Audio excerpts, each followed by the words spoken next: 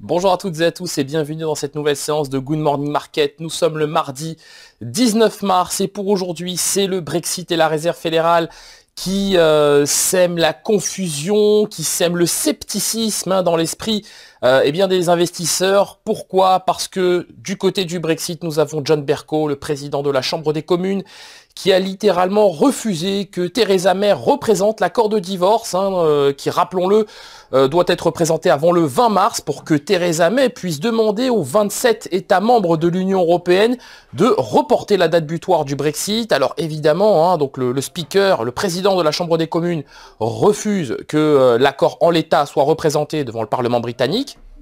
Donc Theresa May va devoir présenter un nouvel accord, un accord harmonisé, modifié, pour que le Parlement britannique simplement le valide avant que celle-ci ne demande un report de la date butoir du 29 mars au 30 juin, qui, rappelons-le, a déjà été validé la semaine dernière par le Parlement britannique. Du côté de la Réserve fédérale, donc la réunion de politique monétaire débute ce mardi, donc réunion de politique monétaire qui va s'étaler évidemment sur 2 jours. On prendra connaissance de la décision monétaire de la Réserve fédérale demain. Du côté, de notre côté, de notre point de vue, du point de vue d'XTB évidemment, la Réserve fédérale va clairement opter pour un nouveau statu quo et même a eu un stop, ou plutôt va arrêter, devrait-on dire, va cesser de réduire la taille de son bilan, qui au moment où nous parlons est évalué à 4 000 milliards de dollars. Passons tout de suite au calendrier économique de ce mardi 19 mars. Vous allez voir qu'il est relativement chargé, en tout cas un peu plus chargé qu'hier. Donc on le voit ici, on prendra connaissance à 10h30 des chiffres du chômage, des chiffres de l'emploi d'une façon générale au Royaume-Uni. Donc statistiques attendues ce jour à 10h30. On s'intéressera ensuite à l'indice You de confiance des investisseurs au titre du mois de mars. Donc ça aussi, très important. Statistique attendue à 11h. Les commandes de biens durables aux États-Unis. Donc ça aussi, c'est une statistique qui va focaliser l'attention des opérateurs. Et enfin, la séance s'achèvera avec la première estimation des réserves de brut, donc des stocks hebdomadaires de pétrole pour la semaine terminée au 15 mars, selon l'American Petroleum Institute, donc cette association professionnelle.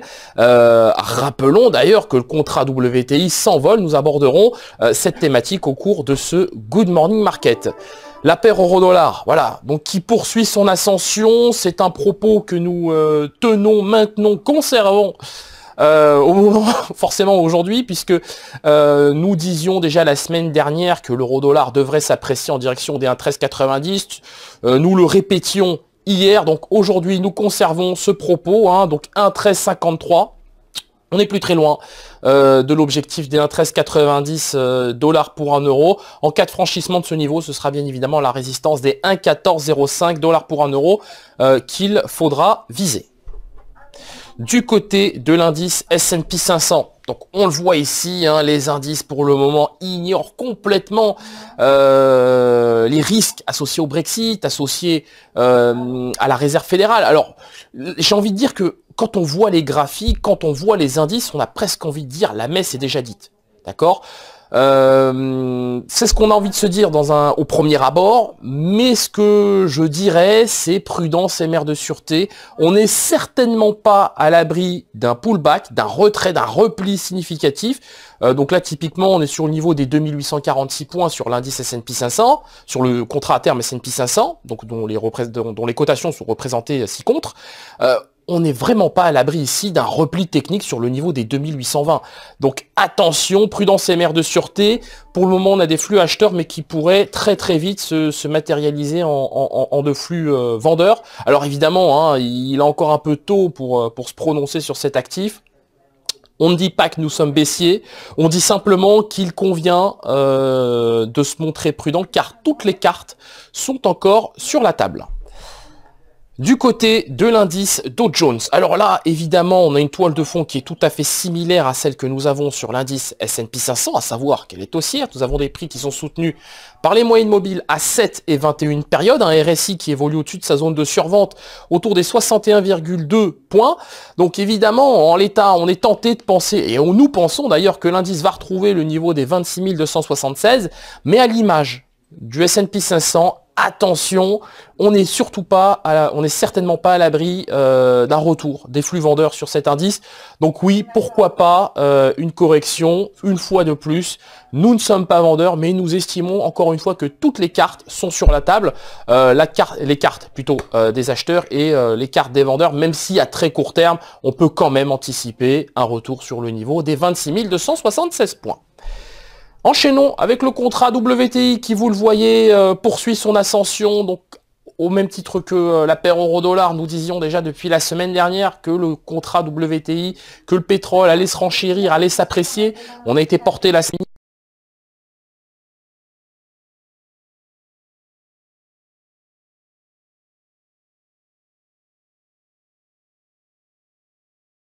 représentant spécial américain sur le Venezuela, hein, sur les sanctions américaines contre le Venezuela. Donc il nous disait que la production de pétrole et les exportations du Venezuela allaient décroître. Donc de ce côté-là, évidemment, on a des vecteurs acheteurs qui soutiennent les cours du pétrole. Et hier, on a appris justement, donc depuis l'Azerbaïdjan, depuis Bakou pour être précis, que l'OPEP, n'allait pas modifier sa politique visant à réduire sa production de pétrole avant le mois de juin. Voilà. Et c'est même à ce titre que la réunion ministérielle du mois d'avril a tout simplement été annulée. Ajoutons à cela que Khalid Al-Falih, donc ministre du pétrole saoudien, a indiqué hier que de son point de vue, le marché du pétrole reste saturé, n'en déplaise à Donald Trump. Terminons cette analyse avec la paire GBP-USD, donc livre sterling contre dollar américain. Forcément, parlons-en de cette livre sterling contre dollar, alors que John Bercow perturbe les plans de Theresa May, première ministre britannique. Nous avons ici une paire GBP-USD qui, malgré tout, malgré les incertitudes politiques, reste orientée de manière très très positive, reste orientée à la hausse. On a des prix qui sont une fois de plus en unité de temps journalière portés par les moyennes mobiles à 7 et 21 périodes. Nous estimons que les prix finiront par retrouver le niveau des 1,3350. En cas de franchissement de ce niveau, ce sera celui des 1,34 dollars pour une livre sterling qu'il conviendra de viser. Attention quand même, on se dit aussi que le seuil d'invalidation de ce scénario haussier se situe autour des 1,3240 à 1,3213. Donc c'est la fourchette 1,3240 1,3213 qu'il convient d'avoir à l'esprit. Car en cas de franchissement, en cas de cassure, pardonnez-moi, de cette zone de support, ça invalidera tout simplement le scénario haussier. Merci d'avoir suivi ce Good Morning Market. Nous allons nous quitter sur cette note. Nous vous souhaitons une fois de plus une excellente séance de trading, une excellente journée. N'hésitez pas à partager, liker ou encore commenter cette vidéo. Au revoir.